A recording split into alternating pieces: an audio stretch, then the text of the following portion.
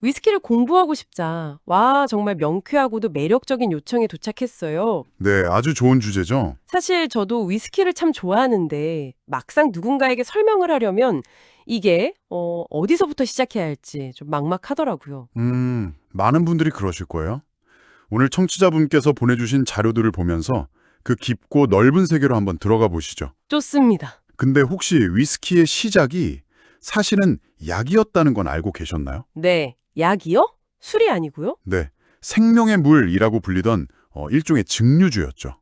이게 어떻게 전 세계를 사로잡는 문화가 됐는지 그 이야기부터 시작하면 아주 재밌을 겁니다. 와, 생명의 물이라니.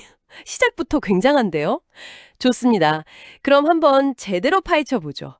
중세 유럽의 수도원에서부터 현대 위스키바까지 시간 여행을 지금 바로 시작하겠습니다.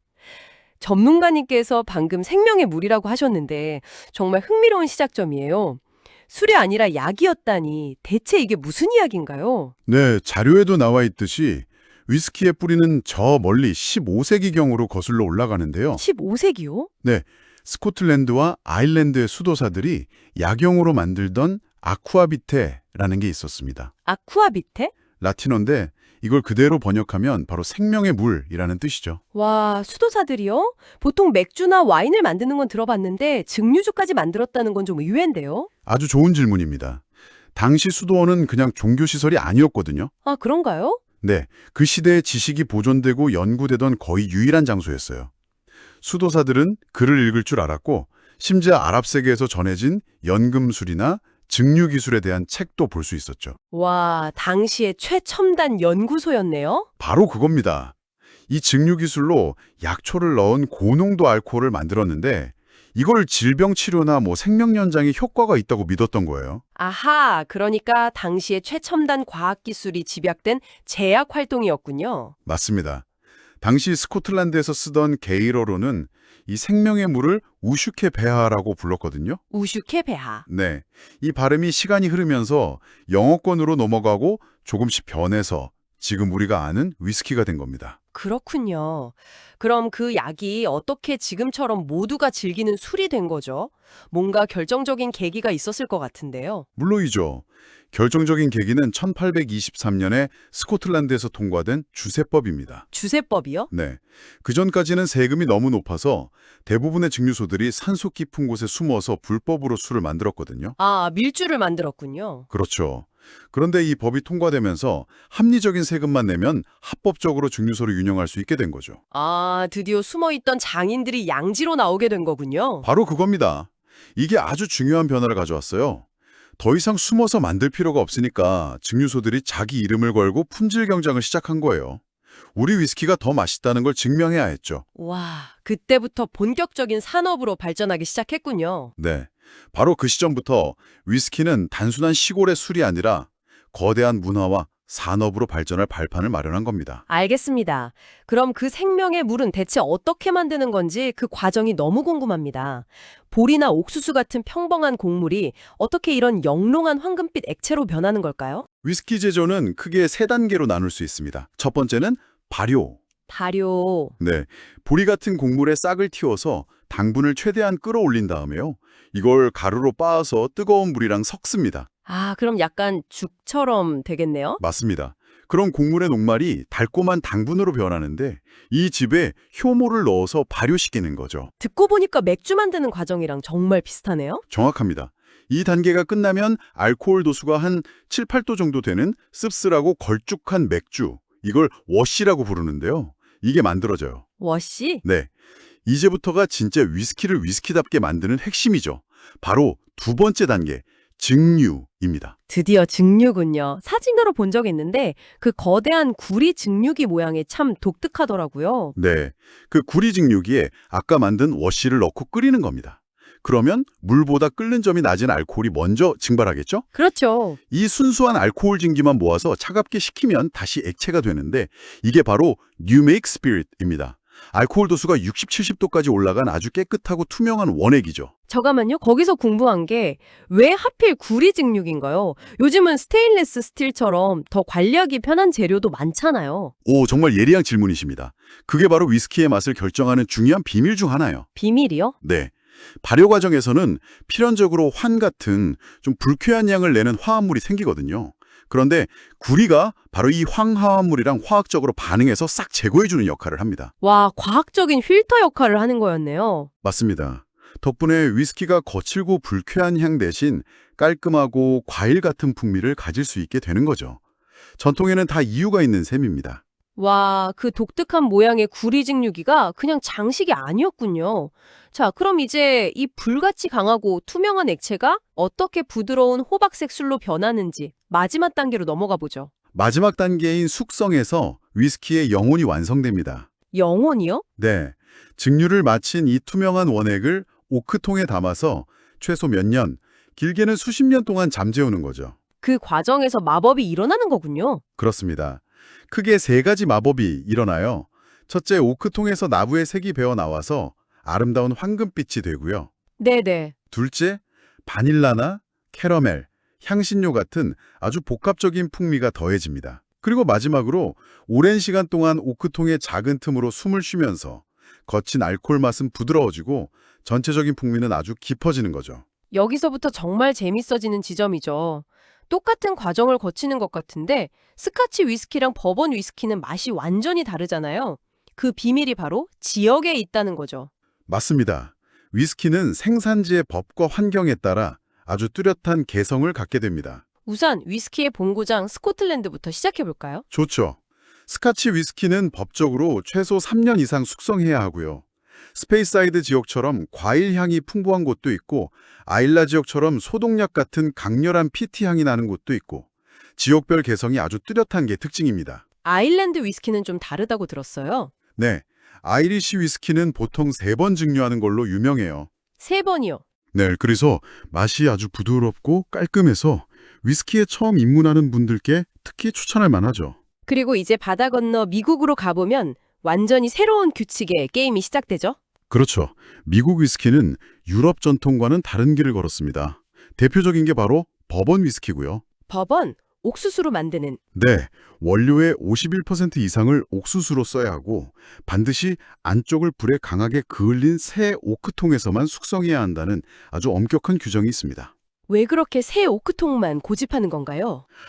새 오크통, 특히 불에 그을린 새 오크통은 나무의 풍미를 가장 빠르고 강렬하게 위스키에 전달하거든요. 아하. 그래서 옥수수의 단맛이랑 새 오크통의 바닐라, 캐러멜 같은 풍미가 아주 폭발적으로 나타나는 거죠. 버번이 유독 달콤하게 느껴지는 이유가 바로 여기 있습니다. 그리고 라이 위스키도 있죠. 네, 라이 위스키는 호밀을 51% 이상 사용하는데 호밀 특유의 후추나 민트 같은 향 때문에 버번보다 조금 더 톡 쏘는 듯한 스파이시한 맛이 특징이에요. 마지막으로 요즘 정말 인기가 많은 일본 위스키도 빼놓을 수 없죠. 그럼요. 재패니즈 위스키는 스카치 위스키 제조법을 완벽하게 학습해서 시작했지만 거기에 일본 특유의 완벽한 균형감을 추구하는 장인 정신이 더해졌습니다. 균형감이요? 네, 스카치가 증류소의 강한 개성을 폭발시키는 데 중점을 둔다면 재패니즈 위스키는 모든 풍미가 어느 하나 튀지 않고 완벽한 조화를 이루는 뭐랄까 하모니를 추구하죠. 아, 섬세함의 차이군요. 맞습니다. 아주 정교하게 설계된 맛이 특징입니다. 솔직히 저는 지금까지 싱글 몰트라고 하면 그냥 비싼 위스키라는 이미지가 강했어요. 메뉴판에서도 항상 가격이 더 높으니까요. 많은 분들이 그렇게 생각하시죠. 이게 단순히 품질이나 숙성 연수 때문이 아니라 만드는 방식 자체에 근본적인 차이가 있는 거였군요. 바로 그 점이 핵심입니다. 싱글 몰트라는 두 단어를 나눠서 이해하면 아주 쉬워요. 네. 싱글은 단 하나의 증류소에서만 만들었다는 뜻이고요. 몰트는 원료로 100% 메가, 즉 싹티움 보리만 썼다는 의미입니다. 아, 하나의 증류소에서 보리로만 만든 술. 그렇죠. 그러니까 마치 한 명의 인디 뮤지션이 처음부터 끝까지 혼자 만든 앨범처럼 그 증류소의 개성과 철학이 아주 진하게 담겨 있겠네요. 와, 완벽한 비유입니다. 개성 강한 솔로 아티스트 같은 위스키죠. 그 증류소가 쓰는 물, 지역의 기후, 증류기 모양 모든 게 응축돼서 아주 뚜렷한 캐릭터를 보여줘요.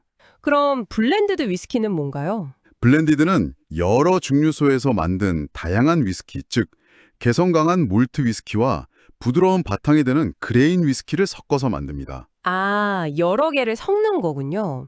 그럼 이건 개성보다는 조화로움이 목표겠네요. 맞습니다. 블렌디드 위스키의 목표는 언제 어디서 마셔도 일정한 품질과 균형 잡힌 맛을 내는 거예요. 아까 비유를 이어서 하자면 이건 마치 오케스트라 같네요. 정확합니다. 마스터 블렌더라는 지휘자가 각기 다른 악기 연주자들을 모아서 조화로운 하모니를 만들어내는 오케스트라와 같죠. 맛이 부드럽고 대중적이라서 전 세계적으로 가장 많이 팔리는 유형이 바로 이 블렌디드 위스키입니다. 자, 이제 이론은 충분히 알게 된 것 같습니다. 그럼 오늘 당장 위스키 한 병을 사본다면 어떤 걸 골라야 실패하지 않을까요? 좋습니다. 이제 실전이죠. 위스키의 세계에 첫 발을 내딛는 분들을 위해 부담 없이 시작할 수 있는 몇 가지 스타일을 소개해 드릴게요. 네, 귀가 솔깃해지는데요. 먼저 부드럽고 상쾌한 과일 향을 원하신다면 스코틀랜드 스페이사이드 지역의 싱글 몰트 위스키가 거의 정답에 가깝습니다. 스페이사이드. 네, 대표적으로 글렌피딕 12년이나 글렌립의 12년이 있죠. 잘 익은 사과나 배 같은 신선한 과일 향이 나고 목넘김이 아주 부드러워서 싱글 몰트 입문용의 정석으로 꼽힙니다. 저는 개인적으로 위스키에서 나는 바닐라 아이스크림이나 캐러멜 같은 달콤한 향을 정말 좋아하는데 그런 스타일을 위한 추천도 있을까요? 물론입니다. 그런 달콤함을 원하신다면 단연 버번 위스키죠. 버팔로 트레이스 같은 위스키를 추천합니다. 버펄로 트레이스. 네. 아까 말씀드린 것처럼 옥수수랑 불에 그을린 새 오크통이 만들어내는 그 바닐라, 토피, 캐러멜 노트의 달콤함이 위스키가 쓰고 독하다는 편견을 단번에 깨줄 겁니다. 그냥 마셔도 좋고 하이볼로 만들어도 좋겠네요. 맞습니다. 하이볼로 만들면 그 매력이 배가 되죠. 그럼 마지막으로 이왕 시작하는 거 조금 더 깊이 있는 위스키의 정수를 느껴보고 싶다 하는 저처럼 조금 더 모험적인 분들을 위한 선택지도 있을까요? 그런 분들께는 발베니 12년 더블우드가 아주 훌륭한 선택이 될 겁니다. 발벤이 유명하죠? 네. 이 위스키는 스코틀랜드에서도 몇 안 되게 직접 보리를 재배하고 전통적인 수작업 방식을 고수하는 그야말로 장인 정신으로 유명한 증류소에서 만들거든요. 이름이 더블우드인데 뭔가 특별한 뜻이 있나요? 네. 이름 그대로 두 종류의 오크통에서 순서대로 숙성을 시킵니다. 아, 두 가지 오크통이요. 그게 어떤 차이를 만드나요? 먼저 버번을 담았던 아메리칸 오크통에서 숙성하면서 바닐라와 꿀 같은 달콤하고 부드러운 성격을 부여하고요. 네. 그 후에 스페인 쉐리 와인을 담았던 유러피안 오크통으로 옮겨서 추가 숙성을 합니다. 이 쉐리 오크통이 위스키에 건포도나 시나몬 같은 훨씬 풍부하고 묵직한 풍미를 더해주는 거죠. 와, 두 가지 매력을 하나의 병에 다 담았네요. 그렇죠. 아주 영리한 작품인 셈입니다. 균형 잡힌 위스키의 정수를 느끼기에 더없이 좋은 선택이죠. 수도사들의 약에서 시작해서 이제는 전 세계인의 사랑을 받는 술이 되기까지 오늘 위스키 한 잔에 담긴 역사와 과학 그리고 각 지역의 철학까지 모두 맛본 기분입니다. 이제 청취자분 때 위스키는 더 이상 어렵고 낯선 술이 아닐 겁니다. 한 잔의 위스키는 그저 알코올이 아니라 그 술이 만들어진 곳의 땅과 물, 그리고 수많은 사람들의 시간과 땀이 담긴 하나의 이야기라는 걸 이해하게 되셨을 테니까요. 오늘 정말 많은 것을 배웠습니다. 그럼 마지막으로 청취자분께서 앞으로 위스키를 더 재미있게 즐길 수 있는 생각거리를 하나 던져주시죠. 좋습니다. 아까 구리증류기 역할에 대해 잠시 이야기 나눴잖아요. 네, 그 불순물을 걸러주는 필터 역할. 맞습니다. 근데 자료에 따르면 이 증류기의 모양 자체도 위스키의 맛을 결정하는 아주 중요한 요소라고 합니다. 모양이요? 네. 다음번에 위스키 증류소에 대한 글을 보거나 영상을 접하게 되신다면 그 증류기의 목이 백조처럼 길고 가느다란지 아니면 양파처럼 짧고 굵은지 한번 유심히 찾아보세요. 아, 그 목의 길이의 차이가 있군요. 그렇죠. 목이 길수록 더 가볍고 섬세한 향의 위스키가, 목이 짧을수록 더 묵직하고 강렬한 풍미의 위스키가 만들어집니다. 그 모양이 바로 여러분이 마시는 위스키의 성격을 결정하는 첫 번째 비밀의 열쇠일지도 모릅니다.